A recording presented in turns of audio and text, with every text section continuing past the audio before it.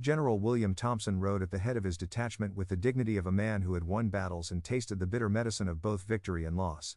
It was June 1863, and the Union Army glowed in the afterglow of victories at Antietam and Gettysburg. Though these triumphs had come at a cost that weighed heavily on Thompson's conscience. The successes in Maryland and Pennsylvania had ignited the Union spirit like fire in a barn filled with dry straw, burning bright and fast, consuming everything in its path including, sometimes, good judgment and caution. Thompson believed, perhaps too much, that the United States was already unstoppable, that Confederate troops were demoralized beyond recovery and that complete reunion was a matter of months, perhaps weeks, but deep in his heart, in those quiet moments when a man confronts his own mortality, Thompson knew that war was never as simple as victory parades and newspaper headlines made it seem. The euphoria of battle enveloped him like a cloak, warm and comforting and completely deceptive, and in this euphoria, men make the most dangerous mistakes. Thompson had risen through the ranks not through political connections or family influence, but through the grinding, bloody reality of battlefield leadership. He was the son of a blacksmith from Ohio, a man who had learned the value of hard work before he had learned to read properly. His hands, even now gloved in fine leather as befitted his rank, still bore the calluses of his youth spent working his father's forge. Those hands had held more than hammers and tongs. They had held dying soldiers, had written letters to widows and mothers, had signed orders that sent thousands of men into battle knowing that not all would return. The weight of command was not something they taught in the military academies of the East. It was something a man learned by carrying it, by feeling its crushing pressure in the small hours of the morning when sleep would not come and the faces of the dead paraded through his mind like ghosts demanding explanation for their sacrifice. Thompson had learned it in the mud of battlefield hospitals, in the terrible silence that followed the thunder of artillery, in the moment when a young soldier looks into your eyes and asks if he is going to die and you must choose between truth and comfort. On this day he rode Thunderbolt, his most prized war horse, the animal to whom he had entrusted his life more times than he could count, more times than any sane man should trust another living creature. It was a legendary stallion in Union military circles, a creature of pure strength and pure soul, but also something more mystical, something that bordered on the supernatural in the minds of the men who had witnessed his performance in battle. His coat was chestnut brown, a color that gleamed like liquid fire under the merciless sun of the Virginia plains, but which seemed to absorb and reflect light in ways that made him appear almost ethereal in the early morning mist or the golden hour before sunset. Thunderbolt had been born in the stables of Kentucky, in those lands where thoroughbred blood mixed with the unbending resistance of American soil and the dreams of men who believed that the perfect horse could be created through careful breeding, patient training, and something approaching love. His bloodline traced back through generations of champions, horses that had carried presidents and generals, horses that had won races and wars, horses that had become legend long before Thunderbolt drew his first breath. But genetics alone could not explain what Thunderbolt had become. There was something in his spirit that transcended mere breeding, something that made him more than the sum of his ancestors' achievements. His muscular body was a symphony of controlled power, every fiber taut and ready for battle, but also possessed of a grace that seemed impossible for an animal of such size and strength. Standing 17 hands high, Thunderbolt was larger than most cavalry mounts, but he moved with the fluid precision of a dancer, each step calculated and purposeful, his neck arched like a bow drawn back and ready to release its arrow, his mane flowing like dark water over muscles that rippled beneath his coat with every movement. When he stood still, which was rare, Thunderbolt looked like a statue carved by a master sculptor who understood not just anatomy but the very essence of equine nobility. Thompson had not chosen Thunderbolt. Rather, the horse had chosen him. 3 years earlier, when Thompson was still a colonel and the war was young enough that men still believed it would be over by Christmas, he had been sent to inspect a cavalry remount depot in Kentucky. The facility housed hundreds of horses, all of them strong, all of them trained, all of them suitable for military service. But when Thompson entered the paddock where the finest mounts were kept, Thunderbolt had immediately approached him. Not with the hopeful eagerness of a horse seeking treats or attention, but with the deliberate assessment of an equal evaluating a potential partner. The horse had looked Thompson directly in the eye, which was unusual behavior for any horse, let alone one that had no previous contact with the man. Those eyes, dark brown and surprisingly intelligent, seemed to weigh and measure Thompson's character, his competence, his worthiness to sit upon such a magnificent creature. For a long moment, man and horse regarded each other in silence while other officers and stable hands watched in fascination. Then Thunderbolt had walked in a complete circle around Thompson, his hooves marking perfect points on an invisible compass, before returning to his original position and lowering his great head in what could only be described as acknowledgement or acceptance. "That one's not for sale," the depot commander had said immediately. "He's already turned down 2 generals and a congressman. Kicked 1 colonel clear over the fence when the man tried to mount him without permission. I think he knows exactly who he wants to carry, and he's waiting for the right rider to come along."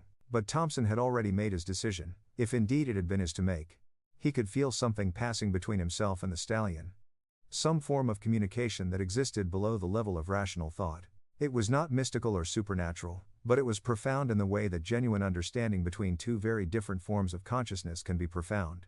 Thompson knew, with certainty that bordered on revelation, that this horse would carry him through whatever trials the war might bring, that they would succeed together or fail together, that their fates were now intertwined in ways that neither could fully comprehend. The depot commander had been wrong about one thing.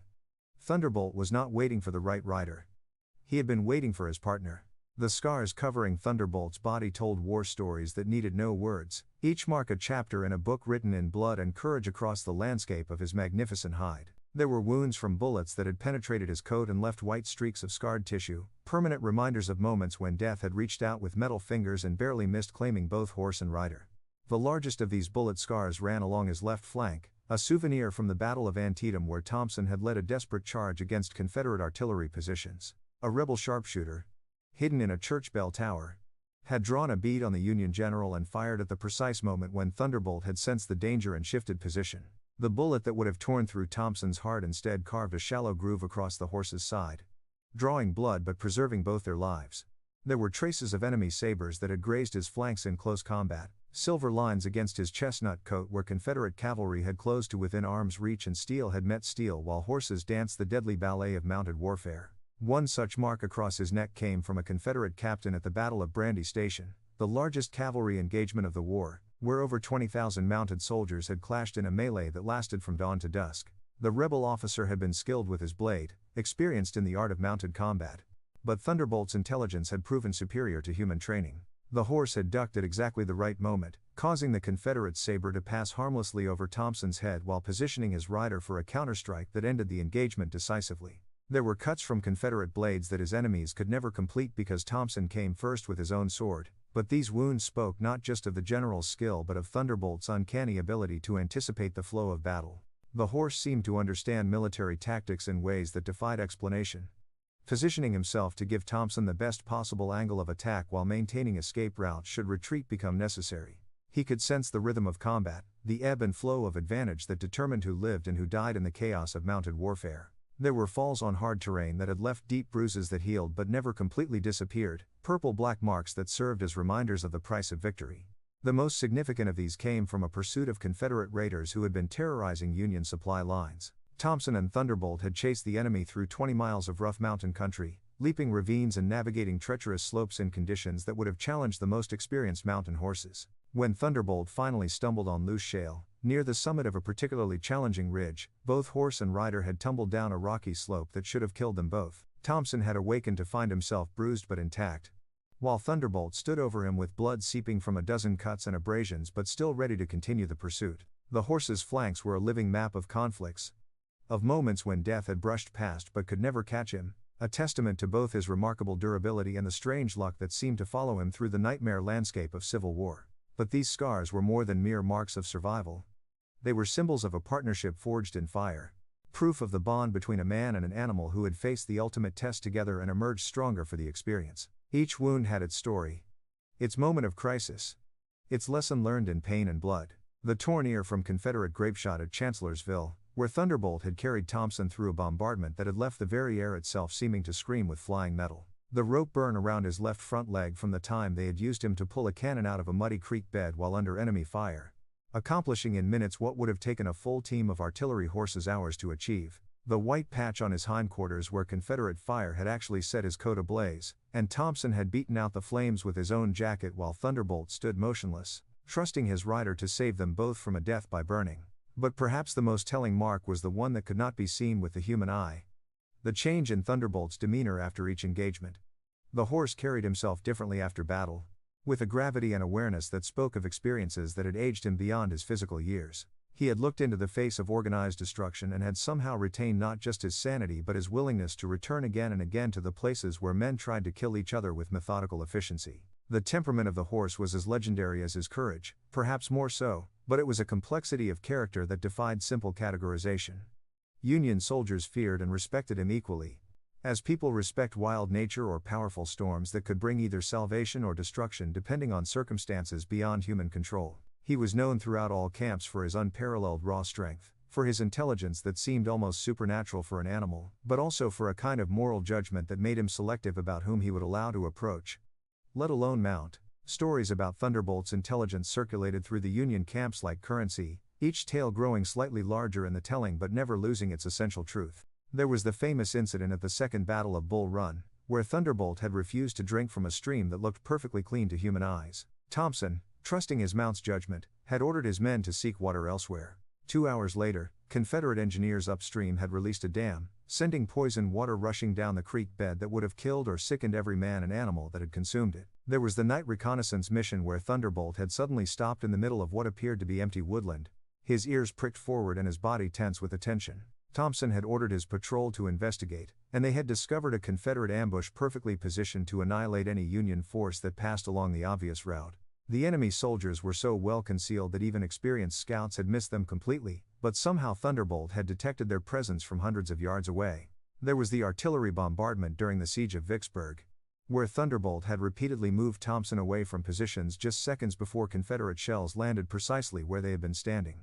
After the fifth such incident, Thompson had stopped trying to direct their movements and simply allowed the horse to choose their location. They had survived 3 hours of the most intense shelling Thompson had ever experienced, emerging without a scratch while artillery pieces on either side of their position were destroyed by direct hits. Thunderbolt had an almost magical ability to sense danger before it manifested in the physical world.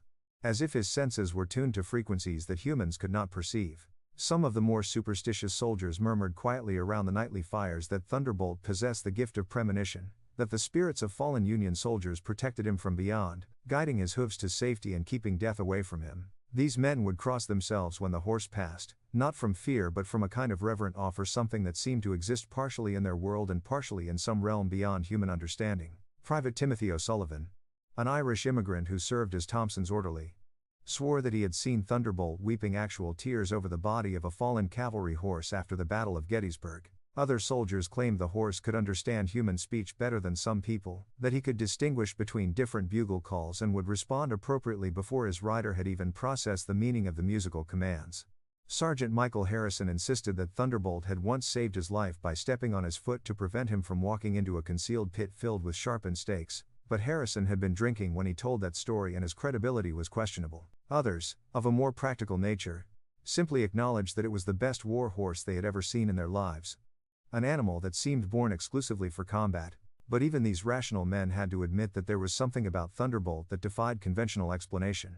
He was too intelligent for a normal horse, too intuitive, too aware of human motivations and military strategy. Colonel James Patterson, Thompson's second-in-command and a man not given to flights of fancy, once observed that Thunderbolt seemed to understand battle tactics better than some of the officers under their command. "That horse knows when we're going to attack before Thompson gives the order," Patterson had said to his wife in a letter that was later preserved in the National Archives. "He starts getting restless about an hour before any engagement, like he can smell the fighting coming. And he's never wrong about where the danger is greatest. I've seen him position the general in exactly the right place to observe enemy movements, as if he understands the importance of reconnaissance and intelligence gathering. Sometimes I think that horse could command a regiment if he could speak English." The relationship between Thompson and Thunderbolt had evolved far beyond the normal dynamic between rider and mount. They had become true partners, each anticipating the other's needs and responses with an accuracy that bordered on telepathy. In battle, Thompson rarely had to guide Thunderbolt with reins or spurs. The horse seemed to know instinctively where his rider wanted to go and how to get there while avoiding the maximum amount of enemy fire. Conversely, Thompson had learned to read the subtle signals that Thunderbolt used to communicate important information about their surroundings, changes in the horse's posture or breathing that indicated everything from hidden enemies to dangerous terrain. This partnership had not developed overnight. It had been forged through shared trials, through moments of crisis when each had saved the other's life, through the gradual building of trust that comes only when two beings have faced death together and emerged victorious. Thompson had learned that Thunderbolt's judgment was often superior to his own, particularly in matters involving immediate physical danger. The horse's senses were simply more acute, his instincts more finely tuned to the subtle signs that preceded violence or disaster. But Thunderbolt's legendary status in the Union Army came not just from his intelligence or his courage, but from something more intangible. his apparent understanding of the moral dimensions of the conflict in which he was engaged. Other war horses served their riders with loyalty and skill, but Thunderbolt seemed to comprehend that this was not merely a struggle between opposing armies but a war that would determine the future character of the American nation. He carried himself with a dignity that suggested he knew he was participating in history, not merely surviving it. Thompson stroked the animal's neck as they rode along the dusty road that wound between the hills of the Virginia countryside. He felt the immense musculature tense under the stallion's sweaty skin. Could feel every movement of muscles under his hand. Thunderbolt's breathing was deep and controlled, the rhythm of an animal in its element. At this moment the general allowed himself a rare smile of satisfaction, a gesture that had not appeared on his face for weeks during constant fighting. He could afford this luxury because he believed with all the certainty of his 35 years of life and years of military experience that victory was assured. The escort following him consisted of 30 experienced men, soldiers who had proven their loyalty in dozens of bloody skirmishes where red dust rose from the ground as if it were vaporized blood. But these were not the fresh-faced volunteers who had marched off to war in 1861, believing they would be home for Christmas with tales of glory and easy victory. These were the survivors, the veterans who had endured Shiloh and Antietam, who had witnessed the transformation of American warfare from gentlemen's disagreement to industrial-scale slaughter, who understood that this conflict would reshape the very soul of their nation regardless of which side ultimately prevailed. These were men who had looked death in the eye and had not blinked, though many bore the invisible scars of what they had witnessed and participated in. They carried rifles that had been fired so often that the metal was still hot hours after battle, weapons that had become extensions of themselves through constant use and careful maintenance. The Springfield rifles they bore had killed Confederate soldiers at Fredericksburg and Chancellorsville, had spoken the language of war in thunder and flame across the battlefields of Virginia and Maryland and Pennsylvania. They carried sabers of steel whose blades were chipped from contact with bone and armor. Implements of war that had drawn blood in mounted combat where men killed each other at arm's length, close enough to see the fear or determination in their enemies' eyes. These sabers had names, unofficial appellations given by their wielders: Widowmaker, Rebel's Bane, Liberty's Edge. Each weapon had its own history of service, its own tally of Confederate dead, its own role in the great drama of national reunification. They carried lances that had pierced Confederate bodies, though these weapons were becoming obsolete in the face of rifled muskets and improved artillery. The age of mounted shock action was passing, but these men clung to the old ways of warfare even as they adapted to new technologies and tactics. The lances were symbols as much as weapons, representations of a military tradition that stretched back through European history to the age of knights and chivalry. But more than weapons, they carried the confidence of those who believe victory is inevitable, the absolute certainty that nothing in the world could stop the movement that had freed them from the oppression of secession and would soon restore the Union to its rightful wholeness. This confidence was not blind faith but hard-earned knowledge, paid for in blood and suffering across 3 years of increasingly desperate warfare. They had seen Confederate armies retreat, had witnessed the gradual erosion of rebel strength and morale, had participated in Union victories that seemed to prove the righteousness of their cause. Yet beneath this confidence lay deeper currents of experience and knowledge that complicated their simple faith in ultimate victory. These men had also seen Union armies routed, had participated in disasters like the First Battle of Bull Run where organized retreat had degenerated into panicked flight. They had witnessed the horrible efficiency of Confederate tactics and the skill of enemy generals who seemed to anticipate Union movements with uncanny accuracy. They knew that war was not simply a matter of superior numbers or better equipment, but a complex interaction of leadership, morale, terrain, weather, and pure chance that could produce victory or defeat regardless of apparent advantages. Corporal James Murphy, a former farmer from Ohio, carried in his haversack letters from his wife describing how their neighbors' children were dying of disease while their fathers fought for principles that seemed increasingly abstract as the war dragged on. Murphy had enlisted to preserve the Union and free the slaves, but 3 years of combat had taught him that noble causes could require ignoble actions. That moral clarity became murky when filtered through the reality of organized violence. Private Benjamin Carter, barely 18 but already a veteran of 5 major battles, no longer flinched at the sound of artillery fire, but he still woke screaming from nightmares about Pickett's charge at Gettysburg, where he had watched 15,000 Confederate soldiers march across open ground into the muzzles of Union cannons. Carter had fired into that mass of gray uniforms and had seen men fall who were probably no older than himself, boys who had probably enlisted for reasons as patriotic and sincere as his own. Sergeant David Wilson, a former schoolteacher from Massachusetts, kept a journal in which he recorded not just military events but his observations about the changing character of American society under the pressure of total war. Wilson understood that they were participating in something larger than a military conflict. They were witnessing the birth of a new kind of nation, one forged in industrial warfare and mass mobilization, one that would emerge from this conflict fundamentally transformed regardless of the political outcome. These men shared something more than military discipline or patriotic sentiment. They shared the knowledge that comes only to those who have survived experiences that test the very foundations of human endurance. They had learned to function in chaos, to make life and death decisions while exhausted and terrified, to maintain their humanity while participating in activities that seemed designed to destroy it. They were no longer civilians in uniform but professional soldiers, shaped by their experiences into something new and hard and perhaps irreversibly changed. They also carried the weight of knowledge about what they had done in service to their cause. They had burned farms and destroyed crops, had rendered homeless families whose only crime was living in Confederate territory. They had participated in the systematic destruction of the Southern economy, understanding that total war required not just defeating enemy armies but destroying the society's capacity to support continued resistance. Some of them struggled with the moral implications of these actions. Others had made their peace with necessity. All of them understood that war had demanded things from them that peace never would. The camaraderie among these men was different from anything they had experienced in civilian life. It was deeper than friendship, more complex than brotherhood, forged in shared hardship and mutual dependence under conditions where betrayal or cowardice could result in death for everyone. They had saved each other's lives repeatedly, had shared food and water and ammunition when supplies ran low, had carried wounded comrades to safety under enemy fire. They trusted each other in ways that transcended normal human relationships, because they had to. Their survival depended on it. But this trust extended beyond mere military cooperation. These men had seen each other at their worst moments, had witnessed acts of cowardice and cruelty that they would never speak of outside their unit, had participated in events that would haunt them for the rest of their lives. The knowledge they shared was both a bond and a burden, creating relationships that could never be fully explained to those who had not experienced combat firsthand. Thompson understood this dynamic because he shared it. He had earned his men's loyalty not through rank or authority but through demonstrated competence and genuine concern for their welfare. He made decisions based not just on military objectives but on his responsibility to preserve as many of their lives as possible while still accomplishing their mission. His soldiers followed him not because they had to, but because they trusted him to get them through whatever hell they might encounter. This trust was mutual. Thompson relied on his men not just to follow orders but to think independently, to adapt to changing circumstances, to take initiative when communication broke down or when unexpected opportunities arose. He had learned that rigid adherence to predetermined plans could be fatal in the fluid environment of combat, that successful military operations required flexibility and creativity from every participant, regardless of rank. The road to Washington was long but familiar, known like the palm of one's hand, a route that Thompson had traveled not just as a military commander but as a student of American geography and history. He had ridden it dozens of times in the years before the war. In those days when he was an officer in the regular army and had no idea that he would become a hero of the Union cause.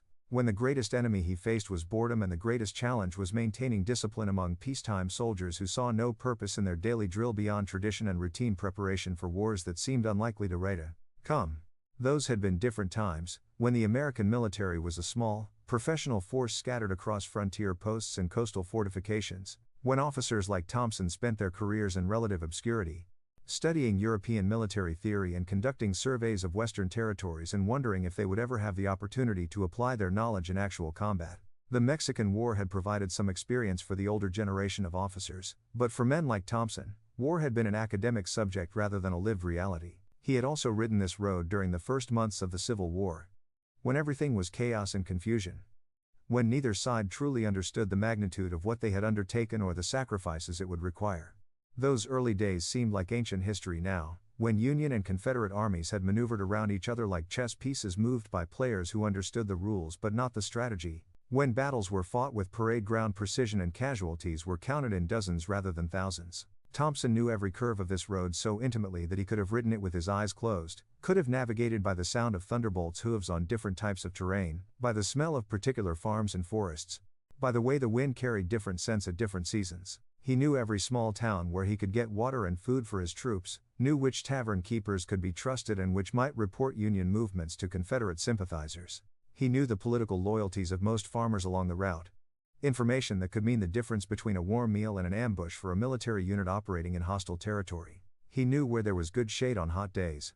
Information that seemed trivial but could be crucial for maintaining the fighting effectiveness of mounted troops during summer campaigns. He knew which streams ran clean and which might be polluted by upstream industrial activity or contaminated by the runoff from military camps.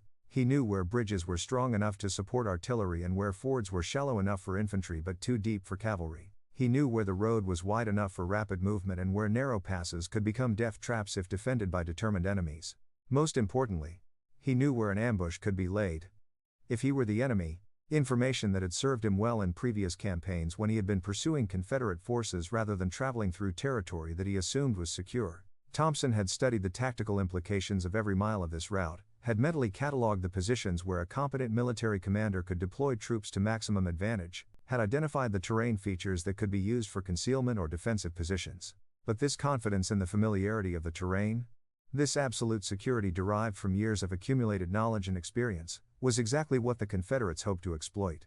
They understood that Thompson's greatest strength, his intimate knowledge of the local geography, could also become a source of vulnerability if they could manipulate his expectations and use his confidence against him. The Confederate plan depended not on surprising Thompson with unknown dangers, but on turning his own knowledge into a trap.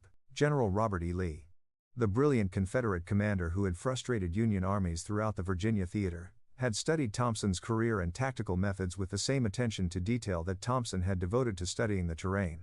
Lee understood that Thompson was not just another Union general but a skilled and experienced officer whose abilities posed a genuine threat to Confederate objectives in the region. More importantly, Lee recognized that Thompson's predictability could be weaponized against him. The Confederates under Lee's overall command had been pursuing Thompson for weeks with a persistence that bordered on obsession, but their pursuit was not the desperate chase of a defeated army attempting to escape destruction. It was the patient, methodical hunt of skilled predators who understood their prey's habits and weaknesses, who were willing to invest time and resources in achieving a decisive victory rather than settling for tactical success. They knew that General William Thompson was the tactical heart of the Union movement in this sector of Virginia, the brain that coordinated the movements of Federal troops across a region that was crucial to both sides' strategic objectives. Thompson commanded not just his own regiment but served as a coordinator for several other Union units operating in the area, making him far more valuable than his formal rank suggested. If the Confederates managed to capture him or kill him in battle, they could decapitate the Union command structure in a way that would be almost fatal to Federal operations throughout central Virginia. The intelligence that had led to this conclusion came from multiple sources: captured Union dispatches, reports from Confederate sympathizers among the civilian population, observations by cavalry scouts who had been tracking Union movements for months, and the testimony of Confederate prisoners who had been exchanged and had spent time in Union camps. All of this information painted a clear picture of Thompson's importance to Union strategy and his potential value as a target, but the Confederates also understood their own limitations. They did not have enough troops for a frontal battle against Thompson's force, especially considering the reinforcements he could call upon if given sufficient warning. Thompson was too smart, too experienced, too brilliant as a tactician to be defeated by conventional means. He had spent years in the regular army studying military tactics, had learned from the best American officers of his generation, had adapted European military theory to American conditions and terrain.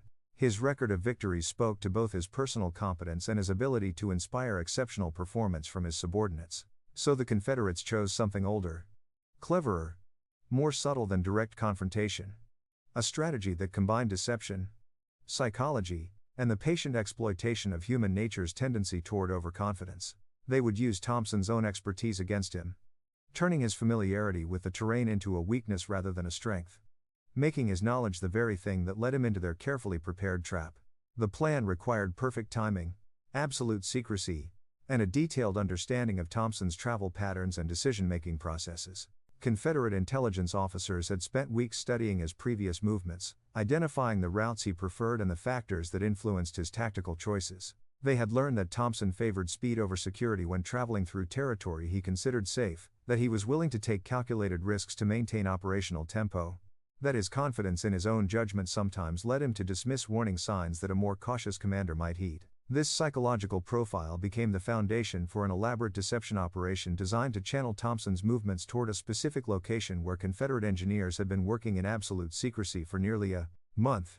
The trap they were preparing would combine the latest advances in military engineering with psychological manipulation sophisticated enough to fool one of the Union Army's most capable commanders. The location they had selected was perfect for their purposes. A stretch of road that Thompson had traveled dozens of times without incident. In an area he considered completely secure, at a point where the terrain naturally funneled traffic toward a specific route. It was also far enough from Union bases that reinforcements could not arrive quickly, but close enough to Washington that Thompson would be eager to reach his destination before nightfall, creating time pressure that would discourage careful reconnaissance or excessive caution. They had carefully selected the mountainous region between Richmond and Washington, an area that Thompson regularly traversed, which he believed he completely controlled, which he considered safe. But what the general did not know was that this region was perfectly controlled by the Confederates, that every inch of the terrain had been mapped and studied. In this context, working in utmost secrecy, Confederate military engineers had worked entire nights by lantern light, digging deep under the main road. Their goal was to bury an anti-personnel mine, a device with enough black powder to blow up not just a rider but an entire detachment of mounted men. It was a trap from the old American wars, from the Revolution, even from frontier conflicts. But in the context of the Civil War, in an area where such weapons were unusual, the mine would be deadly, completely unexpected, absolutely devastating. Thompson knew absolutely nothing about this. His knowledge was limited to facts that were completely true in his context. He knew he had to reach Washington before nightfall because his men desperately needed rest after weeks of constant campaigning. He knew that Union victories were spreading like fire through gunpowder across American territory. He knew he was the general leading them to immortal glory. His confidence was so absolute, so complete, so devastating in its totality that it bordered dangerously on pure arrogance. This arrogance, this absolute certainty of his own invulnerability, could have killed him that June day under the Virginia sun. The road split into two branches as they reached the mountainous region. The left branch was longer, more winding, climbed to the mountains with tight curves that would significantly slow the journey. The right branch, the main road, was more direct, faster, perfect for an escort that wanted to reach its destination before nightfall. Thompson did not even stop to think about it, did not consult his officers, did not hesitate for a second. He was the general, the hero of Antietam, who had made the Confederates flee again and again.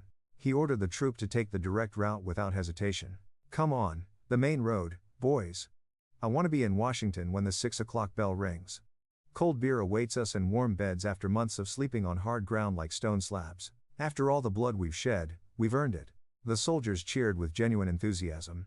They had spent months under constant pursuit, slept under the stars, eaten what they found along the way, watched comrades die almost daily. The promise of rest energized them. The general smiled at them with that confidence that inspired loyalty, that security that made men follow him without questions. Thunderbolt began to trot without Thompson even giving him a clear instruction through the reins. The horse knew the way, had ridden it dozens of times. He knew the destination. His hooves struck the ground in steady rhythm while dust swirled behind them. But something was deeply wrong in this quiet mountain landscape. Something that none of the men could see with their human eyes. Something that only an animal, a being whose perception went beyond what science could explain, could feel in its innermost fibers. About 100 yards before the exact point where true hell should have begun, where Confederate engineers had dug underground and placed black powder charges sufficient to turn an entire company into dust and memories, Thunderbolt began showing signs of deep unrest.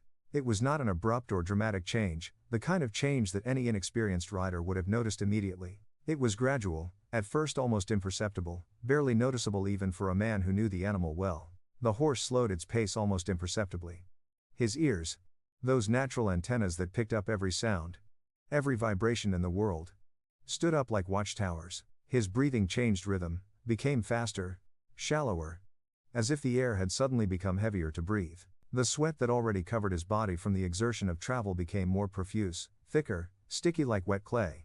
Thompson felt the change but interpreted it incorrectly. The temperature was rising as the Virginia sun reached its zenith. It was natural for the horse to sweat more. It was natural for him to slow down a bit. They had been traveling since dawn, and any animal would show signs of fatigue.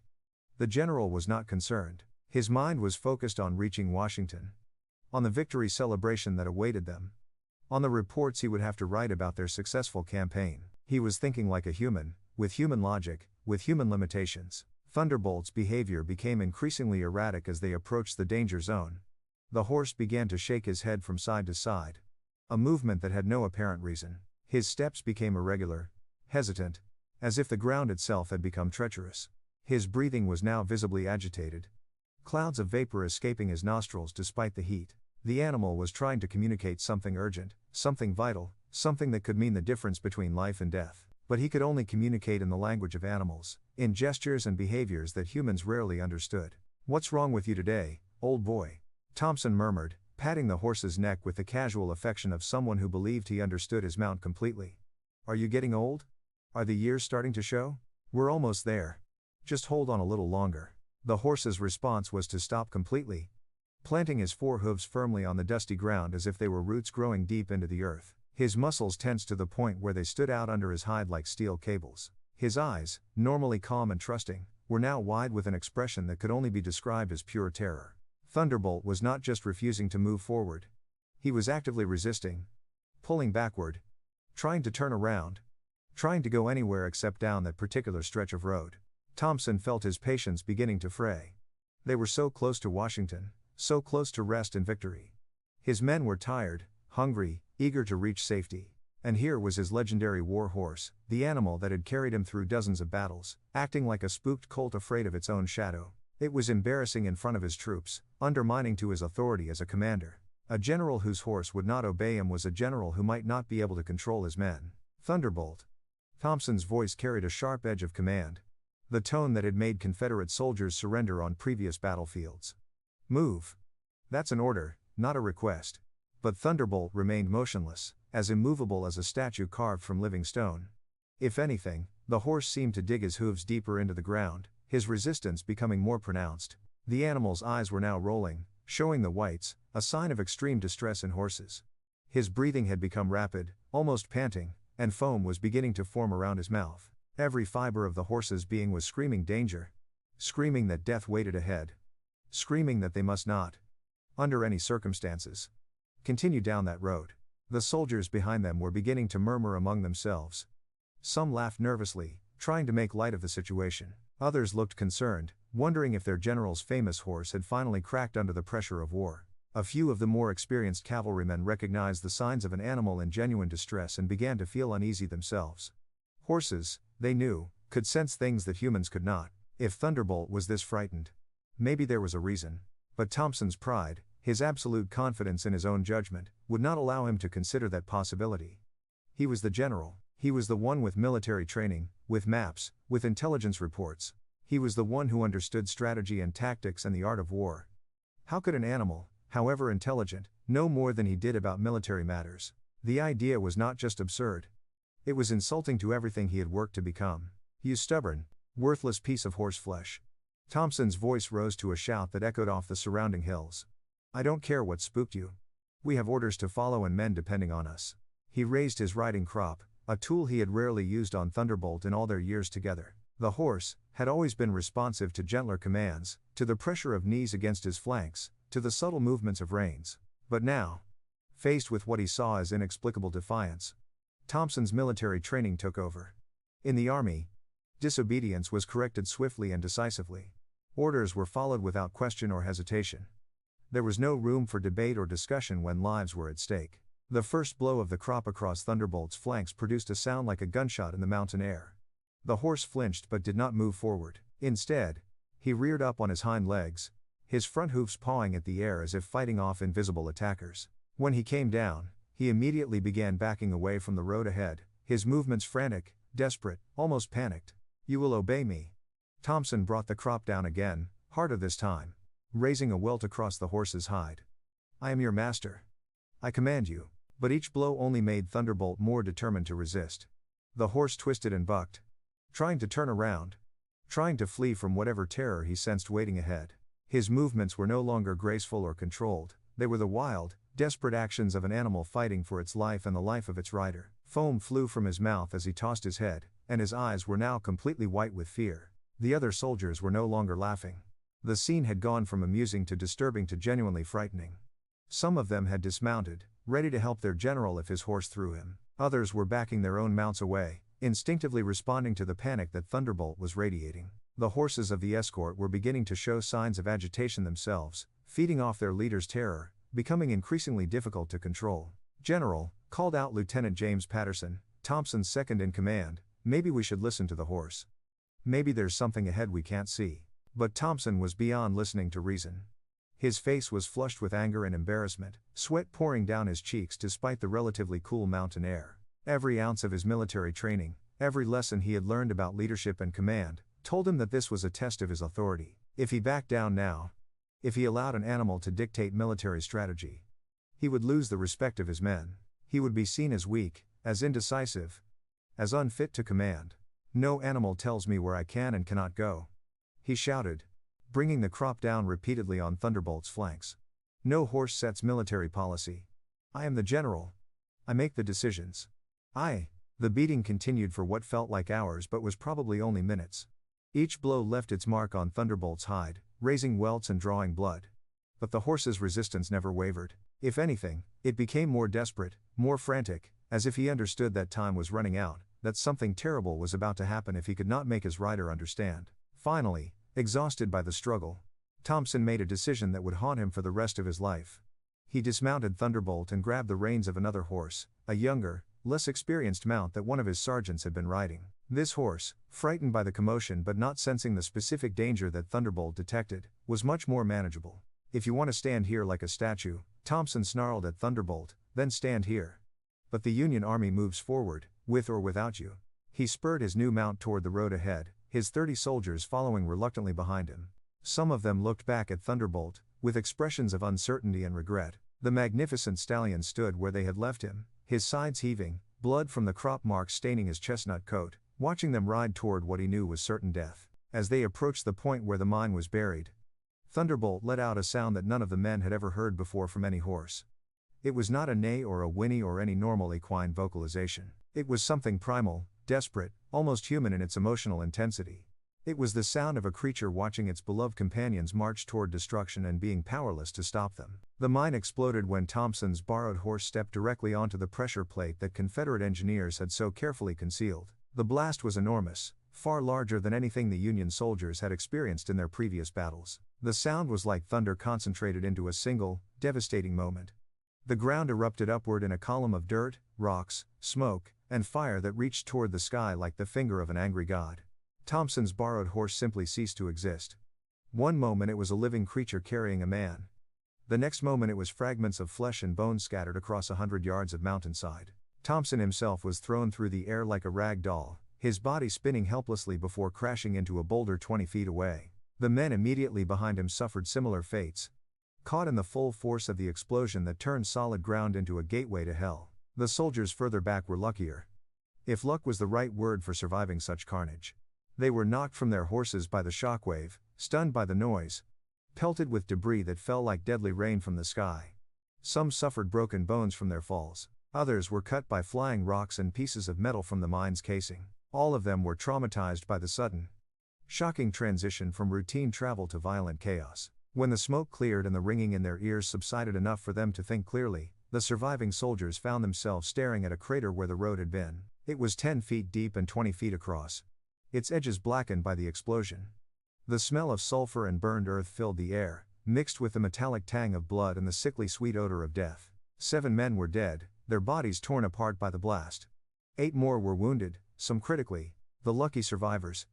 Those who had been far enough back to escape the worst of the explosion, began the grim task of assessing the damage and trying to help their injured comrades. Their horses, those that had not fled in panic, stood trembling and wide-eyed, finally understanding the danger that Thunderbolt had been trying to warn them about. General Thompson was alive but badly injured. His left arm was clearly broken, bent at an angle that nature never intended. Blood ran down his face from a deep gash on his forehead, and he moved with the careful, painful motions of a man with cracked ribs. But he was conscious, and his first coherent thought was not about his own injuries or his dead men or the successful Confederate trap. His first thought was about the horse he had left behind. Slowly, painfully, Thompson turned around to look back down the road. There, exactly where they had abandoned him, stood Thunderbolt. The horse had not moved from the spot where Thompson had dismounted and switched to another mount. He had watched the entire horrific scene unfold, had seen his predictions of disaster come true in the most violent way possible. His magnificent head was lowered, and even from this distance, Thompson could see that the animal was trembling. For a long moment, man and horse stared at each other across the gap of devastation and death. The general's military mind, even in its injured state, was rapidly processing the implications of what had just happened. Thunderbolt had known. Somehow, the horse had sensed the presence of the buried mine, had detected the danger that human intelligence and military training had completely missed. The animal had tried desperately to save them all, had endured a beating rather than allow his rider to proceed into the trap. And Thompson, in his arrogance and pride, had ignored every warning. Thompson slowly turned to look at Thunderbolt. The general was shaking, his eyes wide. For the first time in his entire military life, William Thompson experienced something approaching true fear. Not the rational fear of an experienced fighter, but the visceral terror of someone who had just realized how thin the line between life and death is, how little control humans really have over their own fate. Thunderbolt looked at his master. The horse's eyes were bloodshot, his chestnut coat completely darkened by sweat. The animal had been mercilessly whipped, beaten while trying to save his rider's life.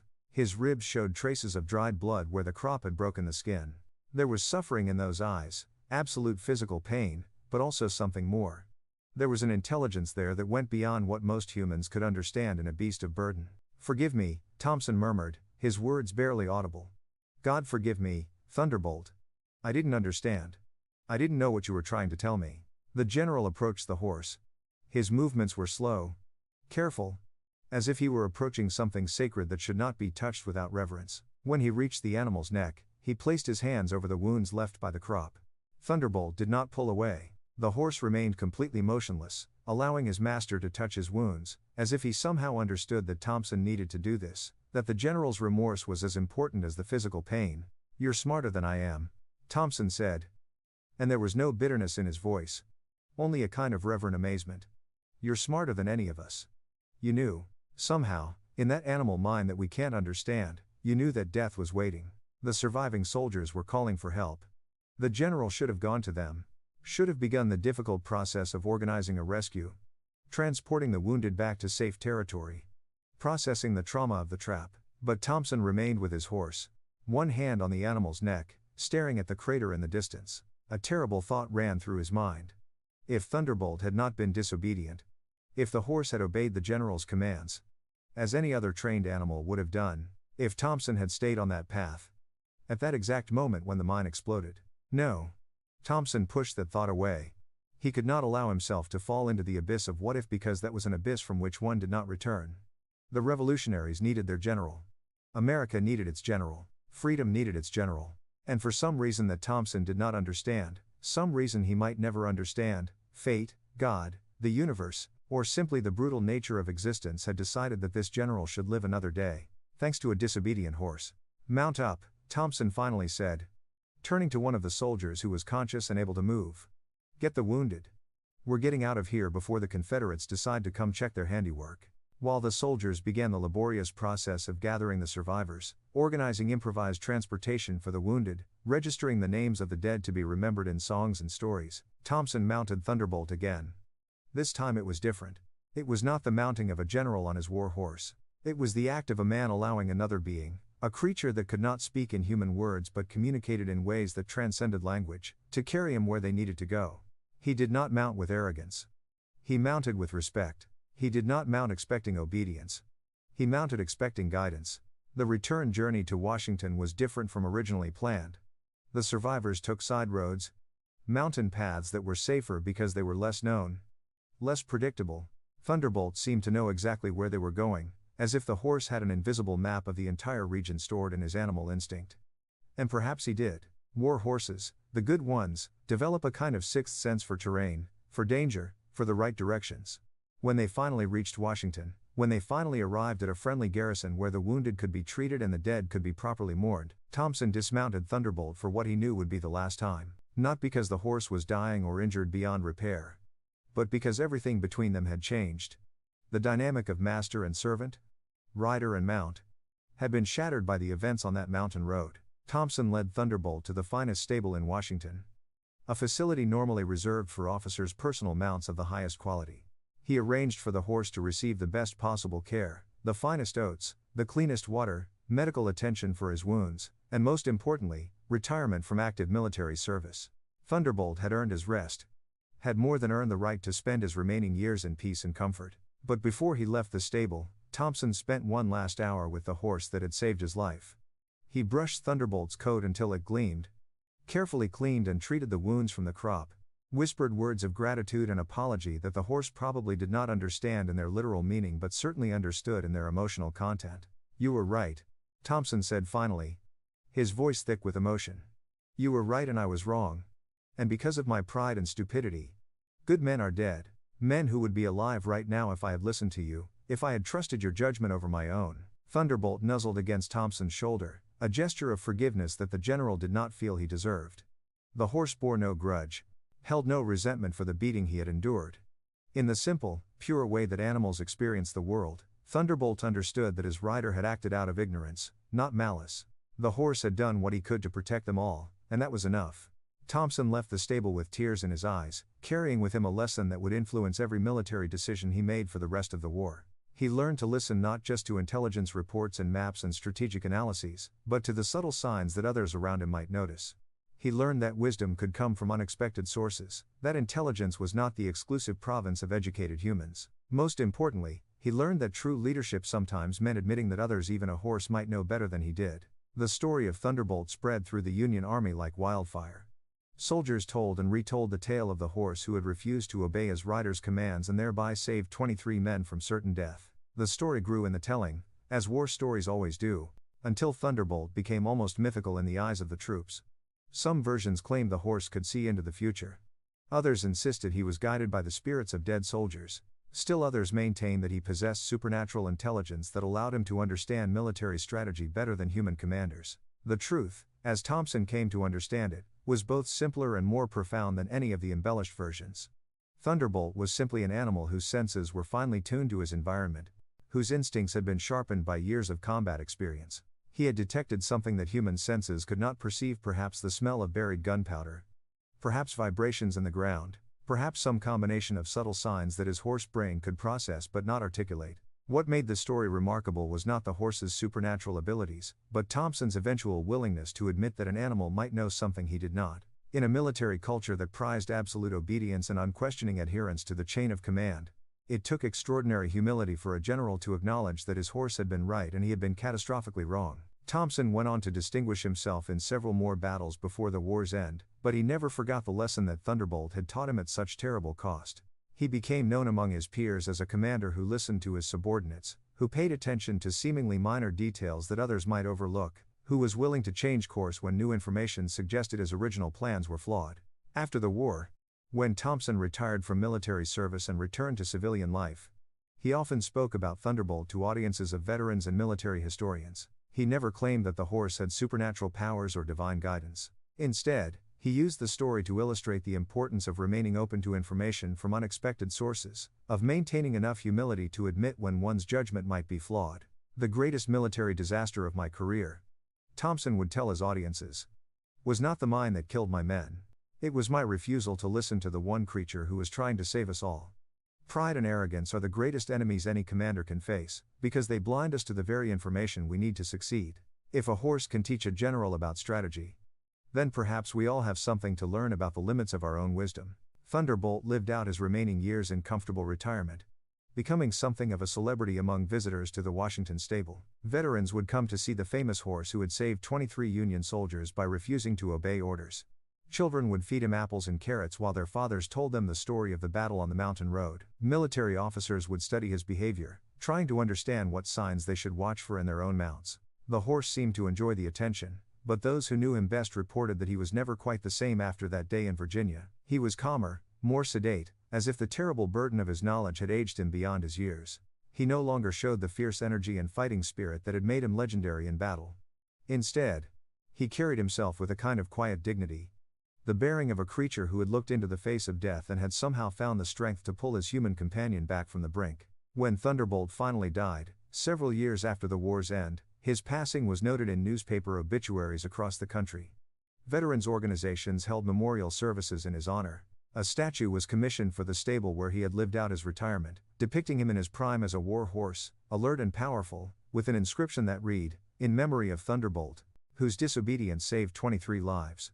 Sometimes the greatest act of loyalty is the refusal to follow orders. General Thompson attended the unveiling of the statue, now an old man with white hair and a lined face that spoke of decades of carrying the weight of command. He stood before the bronze likeness of his old companion and spoke words that were recorded by journalists and later included in several books about the Civil War. "This horse taught me the most important lesson of my military career," Thompson said, his voice carrying clearly across the crowd of assembled veterans and dignitaries. "He taught me that wisdom can come from the most unexpected sources, that intelligence takes many forms, and that sometimes the bravest thing a soldier can do is refuse to follow orders that will lead to disaster." Thunderbolt was not just a war horse, he was a teacher, and I was fortunate enough to be his student. The ceremony concluded with a 21-gun salute, an honor typically reserved for human heroes of the highest rank. But those who had served with Thunderbolt, who had witnessed his courage and wisdom firsthand, felt that no tribute could be too great for the horse who had proven that heroism and intelligence were not the exclusive province of human beings. In the decades that followed, military academies began including the story of Thunderbolt in their curricula, using it to teach young officers about the importance of gathering information from all available sources, even seemingly unlikely ones.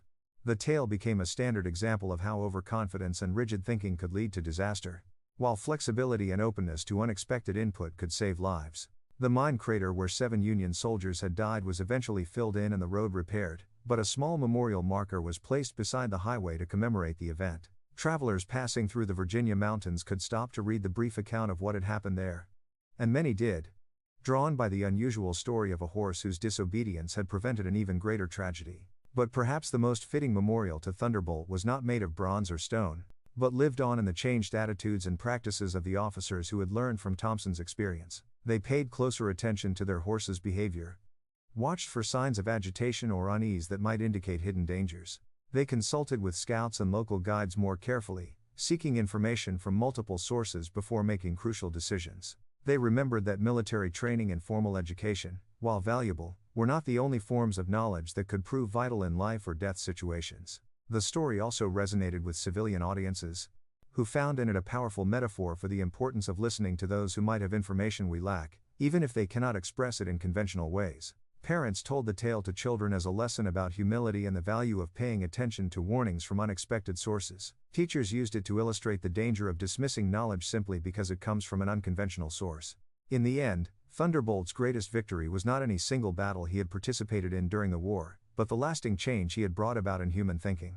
By forcing one proud general to confront the limitations of his own judgment, the horse had created ripples that spread far beyond that mountain road in Virginia. His legacy lived on in every military officer who paused to consider whether their confidence might be misplaced, in every leader who took the time to listen to subordinates who might have noticed something important, in every human being who remembered that wisdom could come from the most unexpected sources. The bond between humans and horses, forged over thousands of years of shared labor and warfare, had rarely been illustrated more powerfully than in the relationship between Thompson and Thunderbolt. It was a partnership that transcended the simple dynamic of master and servant, evolving into something deeper and more meaningful, a collaboration between two different forms of intelligence, each contributing its unique strengths to their mutual survival.